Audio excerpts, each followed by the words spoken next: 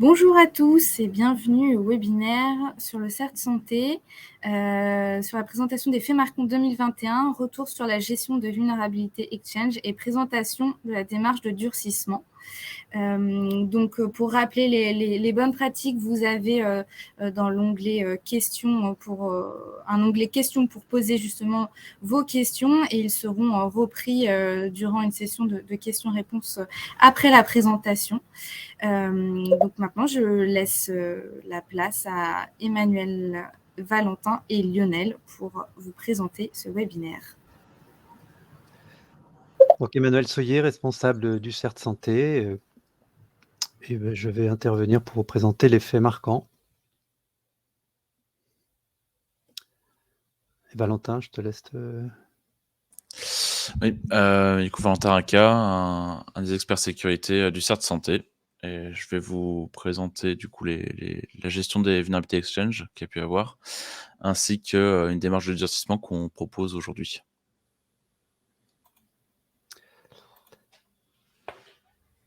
Alors, concernant les faits marquants, on a publié récemment, donc au mois d'avril, notre rapport d'activité 2021. Donc, c'est un rapport qu'on publie de façon annuelle et qui donne des chiffres et des indicateurs, une analyse de ce qui s'est passé en 2021 en termes de déclaration des incidents, mais aussi depuis l'année dernière, ce que l'on fait en matière de veille sur les vulnérabilités, sur les différents types de compromissions qu'on peut identifier sur les systèmes d'information de nos bénéficiaires, donc secteur sanitaire et secteur médico-social.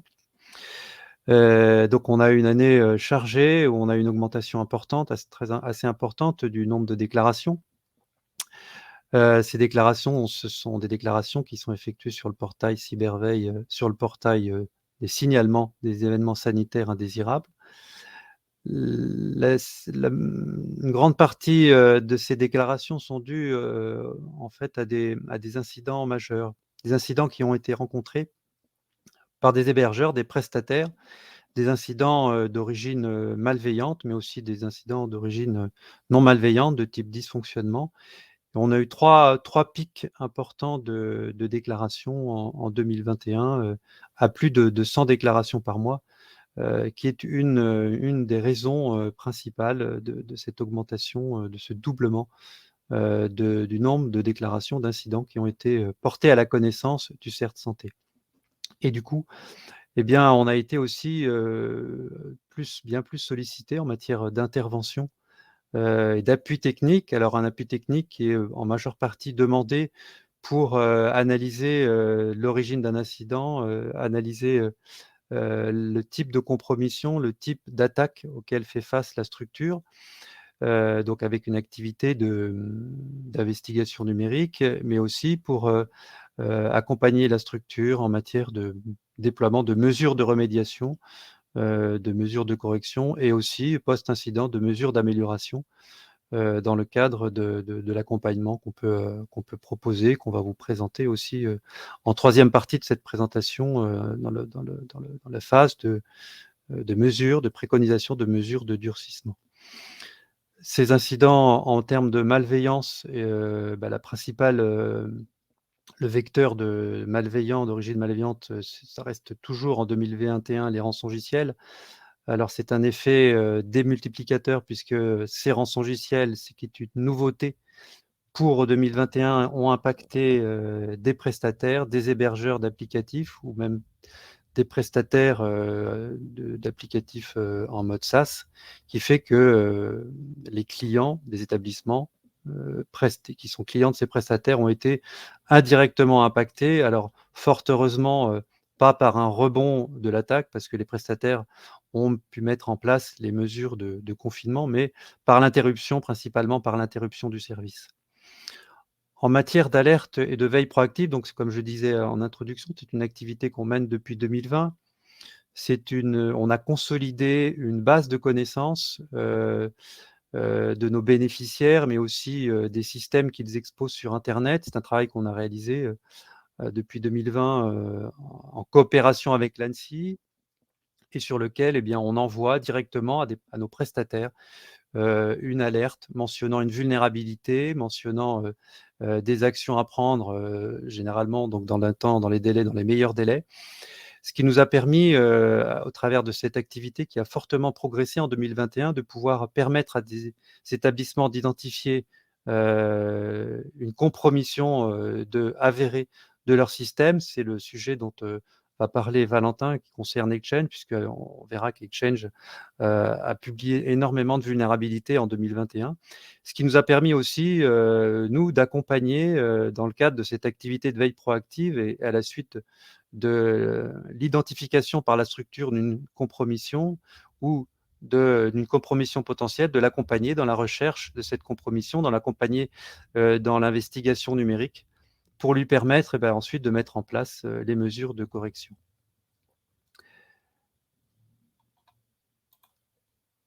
Alors toujours dans le rapport, en fait, c'est des faits marquants, les principaux, les incidents les plus importants que l'on peut remonter, que l'on peut partager, hein, dans le cadre de ce rapport, que je peux vous partager, en fait, puisque ce sont des informations publiques, et on voit bien qu'il y a une évolution dans la cartographie des incidents avec des prestataires des prestataires encore plus nombreux qui sont impactés et qui indirectement vont impacter les établissements. Et ils sont impactés sur plusieurs dimensions. Il y a la dimension de la fuite de données, alors ce qui a touché principalement le secteur de la biologie.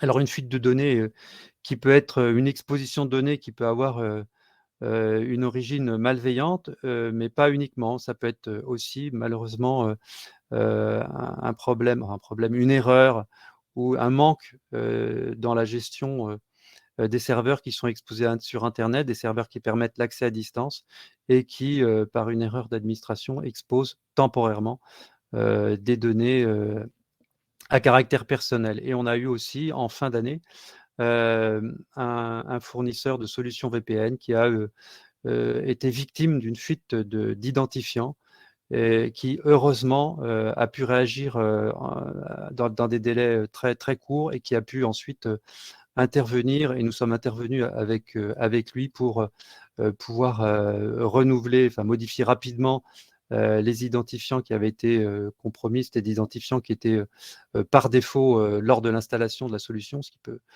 malheureusement arriver de temps en temps. Et puis, bien sûr, de vérifier qu'il n'y avait pas eu compromission, une activité malveillante. Et fort heureusement, l'attaquant qui avait pu accéder à ces identifiants, à part un scan, heureusement, à part regarder auquel il pouvait accéder avec ces identifiants, n'a pas pu déclencher, fort heureusement, déclencher d'attaque, en tout cas d'attaque par rançongiciel. Donc une activité qui est aussi marquée en 2021 par, comme je le disais, par des attaques par rançongiciel, principalement dans la première moitié de l'année. Ça a impacté des établissements de façon importante. Donc ce sont des événements qui ont été médiatisés, établissements sanitaires, établissements médico-sociaux, et puis, comme je le disais, des prestataires. Et puis, on a eu aussi en 2021, ce qui est quand même, il faut le souligner, assez rare, une attaque ciblée, hein, mais c'est directement lié à la crise sanitaire, donc un attaquant qui cherchait à accéder à des données liées à la gestion de la crise Covid. Et donc la PHP a été victime de cette attaque ciblée et qui ensuite a bien sûr déposé plainte à la suite de l'exploitation d'une faille zero day. Voilà ce que j'avais à vous partager. OVH, j'en terminerai. OVH et MIPI ont rencontré des incidents, des dysfonctionnements majeurs qui ont malheureusement aussi impacté. Alors, c'est pas un dysfonctionnement majeur, c'est un incendie pour OVH et pour MIPI, un dysfonctionnement de son infra qui a impacté pendant quelques jours la disponibilité des applications hébergées pour les bénéficiaires, pour les établissements de santé. Voilà, donc je passe la main. La partie questions-réponses se fera à la suite de l'intervention de Valentin sur les deux sujets maintenant sur lesquels on souhaitait partager donc notre retour d'expérience lié à notre activité de veille proactive et puis sur la partie en particulier Exchange. Très bien. Alors, comme l'a introduit Emmanuel précédemment, le 2021 fut une année relativement productive, en termes de vulnérabilité pour, Exchange. Là, ici, on dénombre 3, on va dire, catégories, de vulnérabilités qu'on peut sortir, à partir de mars jusqu'à août, du coup, pour, Proxy Token, il me semble. C'est des vulnérabilités qui sont particulièrement critiques, car, dans les 3 cas, elles permettent, d'atteindre et d'exécuter potentiellement du code avec, un haut privilège, sachant que Exchange, dans la plupart des cas, dispose de droits, administrateurs du domaine. Donc, pour simplement faire un tour de ces 3 vulnérabilités, Proxylogon, pour rappel, permettait, l'exécution de code arbitraire, du coup, sans authentification. Proxy Shell, à peu près la même chose, mais à l'aide d'un intermédiaire qui est un web shell. Et enfin, Proxy Token, lui, par contre, qui permettait de changer la configuration ou de faire la redirection de mail, et ce, sans authentification. Ce qui avait une atteinte, du coup, à la confidentialité des échanges de mails, et potentiellement, à travers un changement de configuration, permettre une compromission. Il y a d'autres, vulnérabilités, qui ont pu sortir, sur Exchange en fin d'année dernière, mais du moins pas aussi critiques que ces dernières, qui elles, en tout cas, se faisaient, sans authentification, et qui du coup étaient un risque majeur pour, toute interface, publiquement exposée. Donc, on voulait faire rapidement un tour sur, l'interaction qu'on a pu avoir, essayer de la généraliser un maximum pour vous montrer en fait, de la découverte de la vulnérabilité jusqu'au traitement et la clôture du ticket. Donc dans un premier temps, ces vulnérabilités ont été découvertes dans un process de veille. Durant cette veille, du coup, on a pu être mis au courant de ces vulnérabilités, et c'est là où on va commencer du coup la rédaction, d'une alerte à destination du coup, des structures, dont un exchange est exposé. On vous envoie l'alerte en temps normal, et par exemple, dans ce cas-ci, pour Exchange, on vous a demandé en tout cas 2 grandes choses, c'est-à-dire vérifier la version, vérifier que cette dernière, du coup, n'est pas impactée par la vulnérabilité, et passer un MCERT, qui est un scan de Microsoft qui permet justement de vérifier, s'il n'y a pas eu de compromission avérée, sur, le serveur Exchange. Donc on a plusieurs cas, qui en découlent. Si tout se passe bien, ce qui est le meilleur des cas, bien entendu, la version conforme et un rapport MCERT, ne remonte aucune compromission. On clôture instantanément le ticket. Heu, mais par contre, dans les cas où on a par exemple une version non conforme, on va bien entendu attendre que la mise à jour soit faite. On va demander aussi en parallèle qu'un MCERT soit passé pour être sûr que, avant la mise à jour, du moins, il n'y a pas de compromission et qu'un attaquant est présent sur, le système d'information. Et si par contre un MCERT renvoie une infection, dans ce cas-ci, on demande bien entendu de signaler, cet incident, et de notre côté, on ouvre un ticket d'incident. Ce qui permet de débuter la phase d'investigation et heu et de remédiation, vis-à-vis de cette compromission.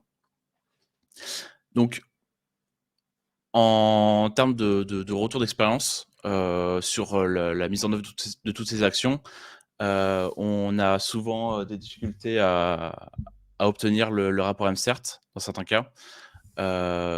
Malheureusement, tant qu'on n'a pas le résultat du rapport MCERT, on ne peut pas, clôturer le ticket, parce qu'on ne s'est pas assuré, qu'il n'y a pas un attaquant qui a profité, de la non mise à jour, pour, compromettre le serveur Exchange. On a donc, comme dit précédemment, on s'est servi de l'outil MCERT pour, détecter, les web shells, du coup, pour la vulnérabilité Proxy Shell. Le problème de MCERT, c'est que c'est un scan qui détruit, les artefacts, et notamment les web shells, ce qui complique énormément les investigations, car l'avantage de MCERT, c'est qu'on va détecter effectivement qu'il y a une compromission. Par contre, l'élément dit de compromission qui a permis de savoir, que c'est avéré, est détruit dans le process, et c'est plutôt difficile du coup, après coup, à venir et par exemple, déterminer ce que l'attaquant a pu faire. Qu'est-ce que faisait exactement le web shell? Qu'est-ce que le type de web shell ou autre? Donc malheureusement, la plupart des incidents se soldaient, par une réinstallation. Du moins, c'est ce qu'on préconisait. Pour les raisons suivantes qui sont que, dans un serveur Exchange, outre l'exécution de process ou passage de commandes sur le serveur Exchange, il y a beaucoup de moyens de persistance qui peuvent être gardés par rapport à un poste normal. L'attaquant peut décider de corrompre une page web très précise, une configuration très précise, et en tout cas, sans contrôle d'intégrité après compromission, il est très difficile, voire impossible du coup si on ne dispose pas de contrôle d'intégrité, a priori pardon, de s'assurer en tout cas que, l'attaquant n'a pas pu, avoir ne serait-ce qu'une petite porte dérobée quelque part. Bien entendu, troisième point, c'est toujours important, peu importe les investigations, qui sont faites, on ne peut pas être sûr à 100, d'autant plus que, la plupart du temps quand on fait l'investigation, on ne fait pas une copie complète du disque, donc des artefacts peuvent nous manquer lors des investigations. Heu, du coup, on ne peut pas être sûr à 100 des résultats. Le but en tout cas, c'est de pouvoir, apporter une réponse de remédiation qui est crédible par rapport à ce qu'on a pu voir, ce qui a été fait du côté attaquant. Et enfin, encore une fois, le Server Exchange est un serveur qui dispose de droits administrateurs du domaine, et à partir de ce stade-là, on ne peut pas justement se risquer qu'il y ait quelque chose qui nous soit passé sous le nez, et de garder un serveur compromis ou qui a été compromis en tout cas. Donc, de tous ces retours d'expérience, on vous propose, quelques recommandations. Donc, dans un premier temps, même si c'est pas lié forcément à Exchange, ça peut être toujours intéressant. Hem, le CERT santé, du coup, comme là pour les vulnérabilités, les différentes vulnérabilités Exchange, lorsque l'on effectue une alerte, on va préconiser une liste d'actions. Dans ce cas-ci, c'était, pouvoir, avoir la version et passer un scan MCERT, et si ces 2 conditions étaient remplies, on clôturait instantanément le ticket. Ça permet, cette liste d'actions permet justement, si elle est suivie en tout cas, de faciliter, derrière, la gestion du ticket, et justement très, très vite clôturer le ticket dans les meilleurs cas. Ensuite, on utilise beaucoup de destinataires, dans le cadre de nos échanges, que ce soit, en règle générale le haut fonctionnaire de la défense sécurité, mais aussi une autre adresse, enfin on va dire plus robotisée, automatisée pardon, qui est le CERT Alert. Cette adresse nous permet en fait simplement de suivre, les tickets, à travers un outil de gestion de tickets, de notre côté, et si cette adresse disparaît, on va dire, n'est plus dans les échanges suivants, on perd cette gestion automatisée des tickets. Alors, n'hésitez pas, surtout à utiliser la fonctionnalité répondre à tous, histoire de garder l'ensemble des destinataires, durant nos échanges.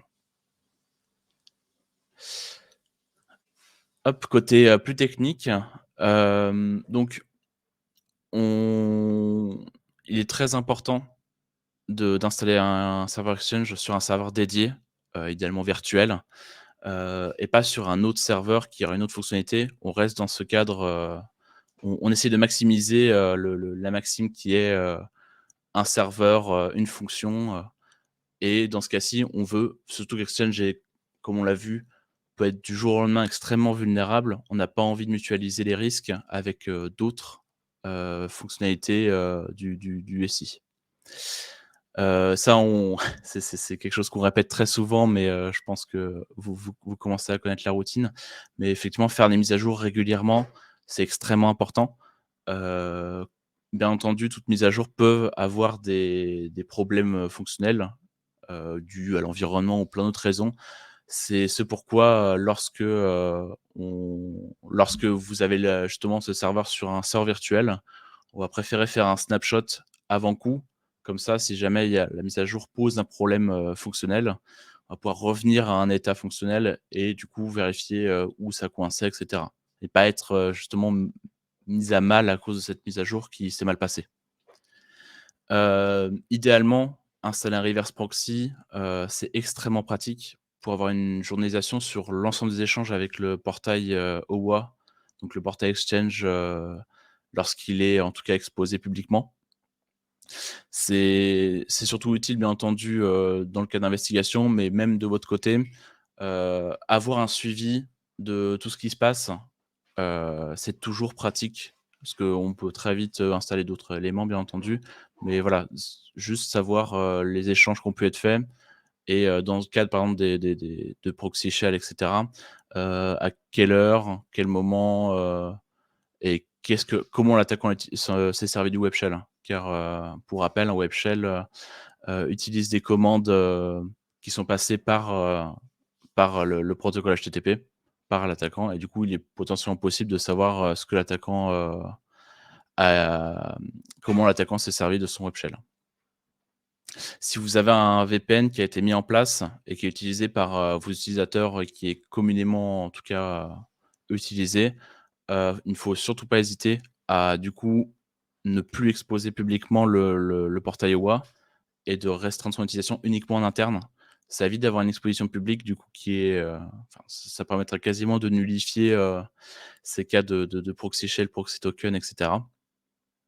Et derrière, ça rajoute potentiellement effectivement une couche de complication d'obliger l'utilisateur à se connecter derrière un VPN. Mais en tout cas, on considère que le jeu en vaut la chandelle, en termes de sécurité. Enfin, si vous avez, des difficultés à maintenir un serveur Exchange, que ce soit, à cause de potentiellement, un parc 2-3 fois trop grand, ou même simplement une capacité technique, en interne qui est trop faible, on vous conseille de migrer, vers des solutions externalisées, dont celle de Microsoft, Office 365. Ça vous évite de gérer les mises à jour, ça vous évite de gérer des cas de vulnérabilité, des cas d'urgence, comme on l'a précédemment, énoncé. Et enfin pour finir, du coup, sur ces recommandations techniques, hem, il est possible de limiter les droits d'un serveur Exchange. Du coup, pour rentrer, légèrement dans le technique, c'est possible du coup de créer un groupe AD propre à Exchange et du coup, il va pas avoir une mutualisation des droits administrateurs et ça va empêcher en cas de compromission du serveur Exchange, de déborder sur, d'autres serveurs ou même simplement compromettre, l'entièreté du SI. Ces 2 derniers conseils, du coup, là, c'est de la durée de rétention des logs et l'accès internet, c'est plus général. On sort un peu d'Exchange, mais il nous paraissait très important de les mentionner. Donc en premier, la durée de rétention des logs, il est pas rare, en tout cas, que ce soit trop faible, pour des services critiques et des équipements réseau. Et il est très fort possible que, prenons le cas, par exemple, d'Exchange, la personne responsable parte en vacances, et finalement la gestion des tickets se fait trop tard. On se rend compte que, il y a un web shell qui a été installé et du coup, on veut avoir plus d'éléments, d'investigation. Sauf que, pas de bol, la rétention, a dépassé justement le solde ou, à l'origine de la compromission. On n'a plus accès au log qui était au moment de la compromission et ça, effectivement, c'est plutôt dommage, hein, d'un point de vue investigation.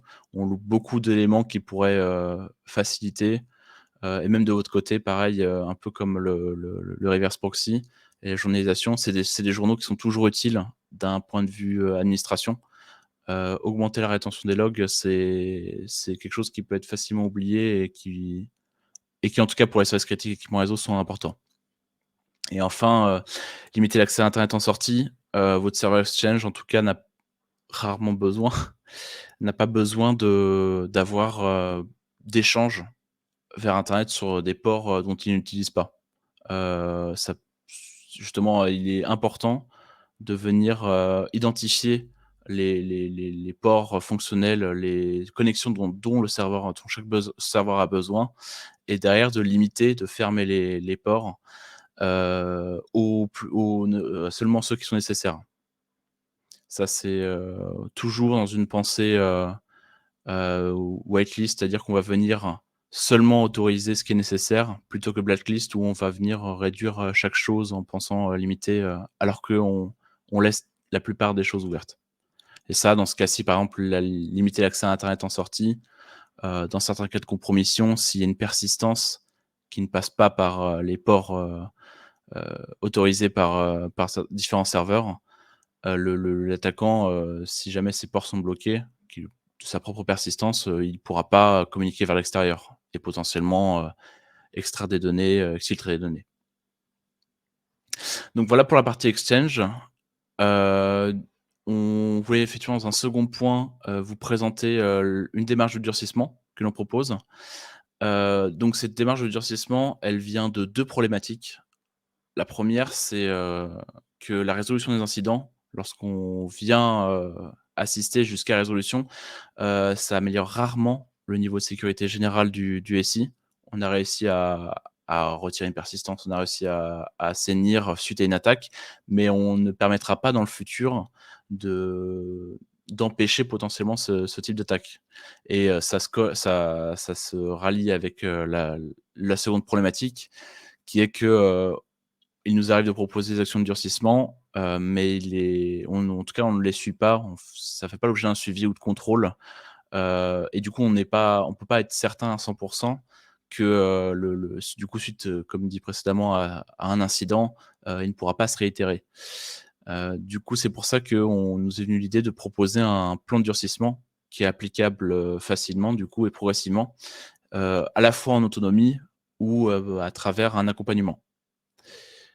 Heu, Vu que les choses sont bien faites, nous avons préparé une vidéo, qui est disponible publiquement sur YouTube. On va vous la faire passer.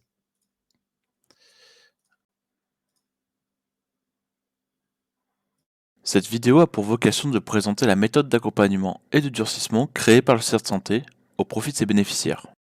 Le support est disponible sur le lien suivant et dans la description de la vidéo. Le site étant entièrement statique, aucune donnée ne sera collectée lors de votre visite ou de son utilisation. Nous avons remarqué que de nombreuses structures rencontrent des difficultés pour améliorer la sécurité de leur SI. Depuis 2020, certaines d'entre elles ont subi un incident critique. Les structures impactées ont subi des pertes de données importantes et ont dans certains cas nécessité plusieurs mois afin de revenir dans un état de fonctionnement normal. C'est pourquoi nous avons décidé de proposer un accompagnement sous la forme d'une démarche basée sur des points d'avancement réguliers. Nous avons décidé de mettre à disposition publiquement ce support d'accompagnement qui est utilisable par n'importe quelle structure en toute autonomie. Afin d'expliquer notre démarche, voici une pyramide représentant les différents éléments d'un système d'information. La verticalité de la pyramide symbolise la criticité des composants du SI. Le socle étant le plus critique avec par exemple la sauvegarde de l'hyperviseur, et le sommet le moins critique. Nous avons remarqué au fil des incidents qu'un attaquant cherche souvent à escalader ses privilèges afin d'atteindre les éléments les plus critiques du système d'information. Notre approche face à ce constat est de durcir de manière progressive les éléments du plus ou moins critiques. Les efforts de durcissement sont portés sur les composants, services et machines qui sont sous l'entière responsabilité de l'administrateur. Ils permettront de réduire de manière significative l'impact d'une compromission. Contrairement à une approche de durcissement globale, l'avantage est qu'elle adopte une démarche graduelle et réalisable sur le court terme, en priorisant unitairement les éléments d'un système d'information selon leur criticité. L'ensemble des méthodes de durcissement utilisées sont basées sur des méthodes reconnues, provenant principalement des guides de l'ANSSI. Le support d'accompagnement se divise en plusieurs paliers correspondant au niveau de maturité. Ces niveaux sont identifiables en haut de la page du support. Chaque palier commence par la description de l'objectif de sécurité. En dessous de ces descriptions se trouvent aussi les composants concernés par ce niveau. Un palier prend la forme d'un tableau dont chaque ligne indique les mesures à mettre en œuvre par ordre de priorité. Les colonnes, quant à elles, désignent les éléments ciblés, aussi rangés par ordre de priorité, de gauche à droite. En cliquant sur une mesure, une fiche de durcissement apparaît. Cette dernière est composée des sections suivantes. Information, qui comporte la date de création et la dernière mise à jour de la fiche. Objectif de la mesure à atteindre pour couvrir un risque. Solution proposée pour accomplir l'objectif. Point d'attention pour la mise en œuvre de la solution. Liste des points à vérifier pour confirmer et contrôler la mise en place de la mesure dans le temps. Il est important d'insister sur la notion de temps, le principe étant d'appliquer des mesures pérennes que l'on viendra contrôler périodiquement afin de s'assurer qu'elles soient toujours fonctionnelles. Et enfin, une couverture partielle au total de la fiche des règles présentes dans les guides de l'ANSSI. L'interaction avec les cases permet d'accéder à une nouvelle fenêtre correspondant à la mesure appliquée à un équipement. Cette dernière prend la forme d'une ou plusieurs questions permettant de jauger votre avancement dans la mesure. L'utilité principale de cette fenêtre est de garder l'information sur les solutions réellement mises en place à l'aide de l'espace commentaire et d'identifier votre avancement dans le plan. Attention, comme précisé au début de la vidéo, aucune information n'est transitée avec le serveur. Toutes les données remplies à travers le support sont donc stockées côté navigateur et toute suppression de données de navigation entraînera la perte de ces données. Afin de pouvoir sauvegarder, voire transmettre votre avancement, des fonctions d'exportation et d'importation sont disponibles dans la catégorie Export changement présente dans la barre de navigation. Le fichier exporté vous permettra ultérieurement de reprendre votre progression sur une nouvelle session ou un autre navigateur à l'aide de la fonction importer. Les structures de santé ayant rencontré les incidents de sécurité ou qui sont simplement volontaires pour réaliser un durcissement sont éligibles à notre suivi dans cette méthode d'accompagnement. L'accompagnement se déroule de la manière suivante. Une réunion par mois est organisée avec la structure. Durant cette réunion, nous identifions les objectifs à atteindre ainsi que les solutions les plus adéquates dans le contexte du système d'information de la structure. Entre chaque réunion, la structure met en œuvre les solutions. À la réunion suivante, la structure annonce les actions réalisées et selon son avancement, nous pouvons rajouter de nouveaux objectifs à atteindre. Une fois un niveau complet atteint, un contrôle est effectué sous la forme de l'utilisation de plusieurs outils sur le SI afin de s'assurer que l'ensemble des solutions aient été correctement mises en place et qu'elles couvrent le risque de départ. Il s'agit de la première version de ce support d'accompagnement.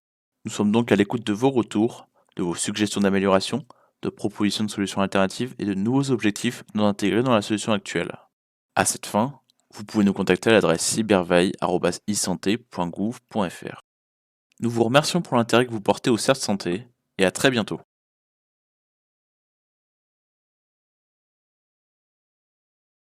Parfait. Donc c'était la vidéo.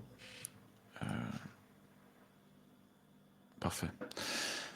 Très bien. Donc si vous avez des questions sur la vidéo, n'hésitez pas. On va justement passer dans le temps d'échange à des remarques.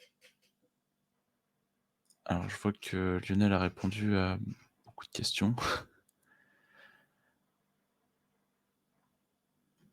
Je sais pas, Manon, est-ce qu'il y aura un replay de disponible pour ce webinaire ou... Oui, bien sûr, le replay sera disponible dans les prochains jours sur le site isanté.gouv.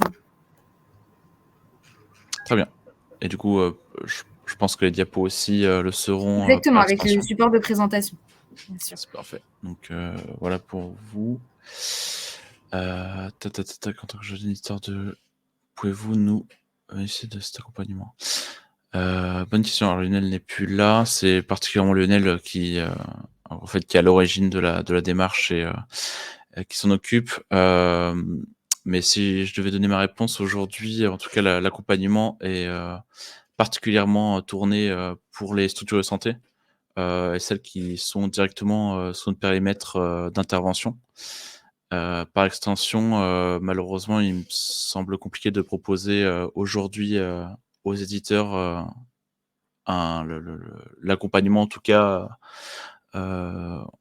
proactif comme on fait pour certaines structures.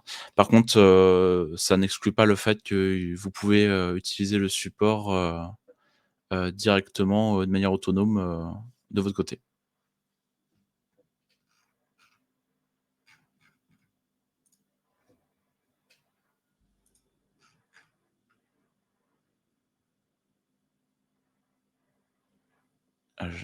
Alors, j'ai pas cliqué sur démarrer la réponse en direct. Je sais pas si ça a posé problème.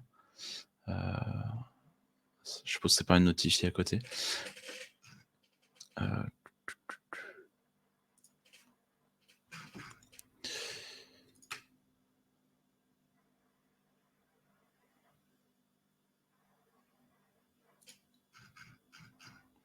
Je regarde pour les questions qui ont été répondues par Lionel.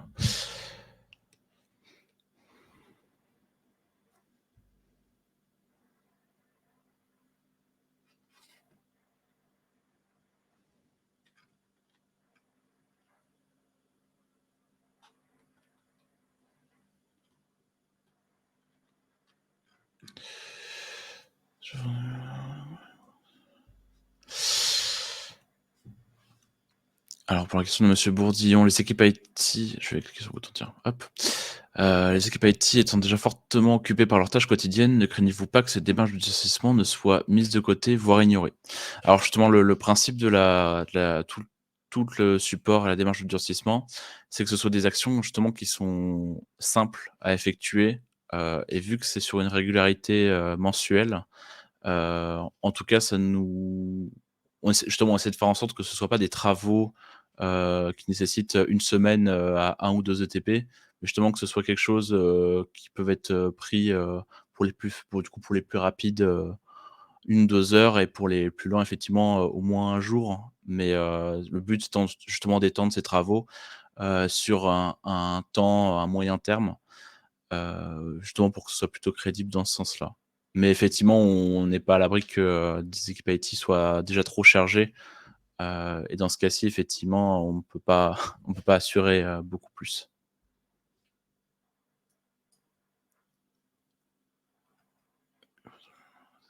Alors, que pensez-vous de l'intervention d'un prestataire terrain à l'image de ce qui se fait? Hem,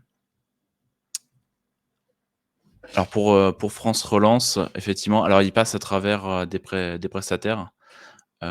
C'est justement tout le but du plan France Relance. Je pense qu'Emmanuel pourra compléter sur ce que je dis. Mais justement, c'était de survenir, à tous besoins, dans le monde, médical et médico-social. En tout cas, c'est pas une action qui est faite directement par l'ANSSI, mais à travers des prestataires et dont ils n'ont pas la main. Aujourd'hui, en tout cas, c'est pas dans nos missions, enfin, dans nos intérêts de passer à travers, des prestataires de toute manière qu'on ne pourrait pas payer, pour intervenir sur toutes les structures de santé. Donc,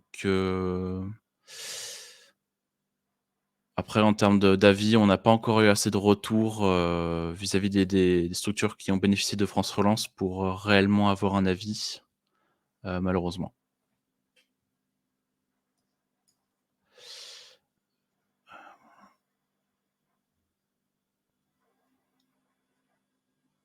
Alors un accompagnement sur les mesures de durcissement, notamment le suivi mensuel, peut-il être groupé sur plusieurs établissements d'un même GHT, en lien avec l'établissement support ou RSSI du GHT?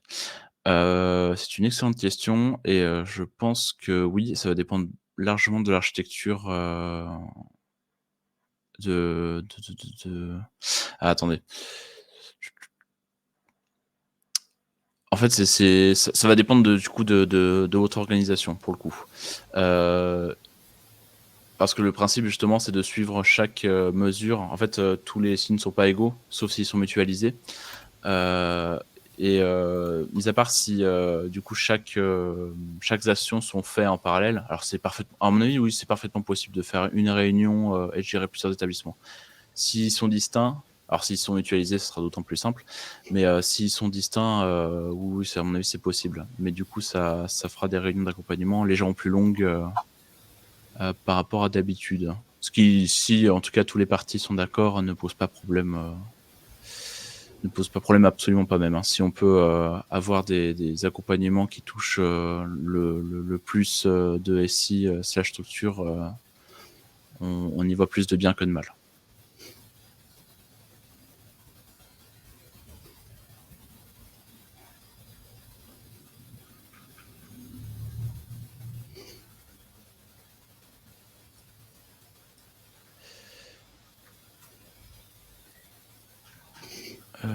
Je refais un tour pour voir s'il n'y a pas eu des réponses, enfin des questions qui sont sans réponse.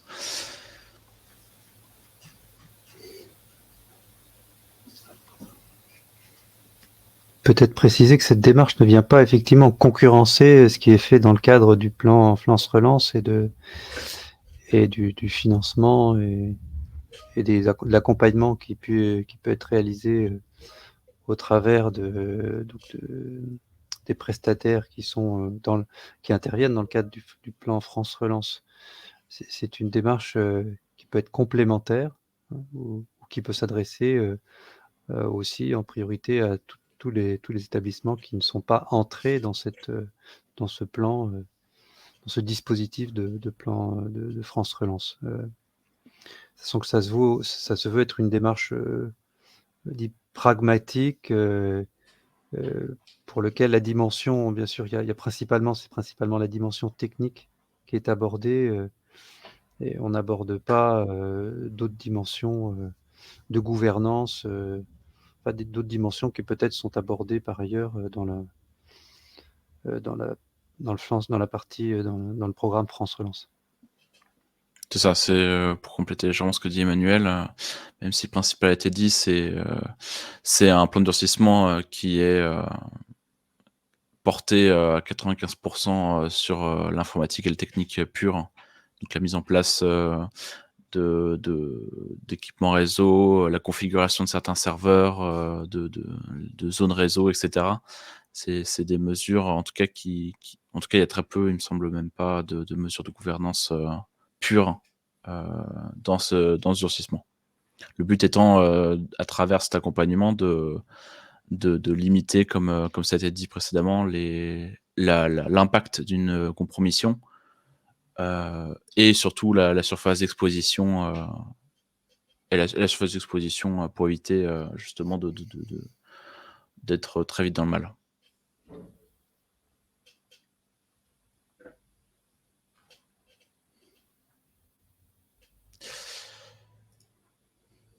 Très bien. Alors, s'il n'y a pas d'autres questions, du coup, s'il n'y a pas d'autres questions, je terminerai pour juste rappeler les 3 types de services que l'on propose. Donc, on a abordé le service réactif, la réponse à incident. On a parlé aussi de la veille proactive, donc la veille et la sensibilisation sur la menace. Il se trouve que depuis peu, on a mis en place un salon CHAP, le CERT Santé, qui permet, si vous nous en faites la demande, de vous intégrer à ce salon où on échange principalement sur les nouvelles menaces, sur les événements, des événements spécifiques qui concernent les acteurs de santé, et sur lesquels il peut y avoir des analyses qu'on peut partager sur la réponse à apporter à cette menace. Autrement, on garde toujours le mail de contact cyberveillesanté.gouv.fr. On a aussi un contact téléphonique en cas d'urgence. On est toujours sur une intervention en 9h, 18h. Et voilà. Et puis ensuite, on n'a pas abordé la partie audit, mais que vous connaissez déjà. C'est les audits dits de cybersurveillance. On a un outil aussi de test, contrôle de la messagerie, de test des fonctions de sécurité d'un serveur de messagerie, contrôle des messages, contrôle de l'entête, enfin un certain nombre d'informations dans le message dans ses pièces jointes. Et puis voilà, la prévention, notre activité aussi de prévention sur le durcissement qui vient d'être présentée. Merci à tous. Et puis, bonne fin de journée, et on vous donne rendez-vous pour un prochain webinaire dont la date n'est pas encore fixée, mais qui aura certainement lieu au début de l'été. Merci à tous. Merci pour votre attention.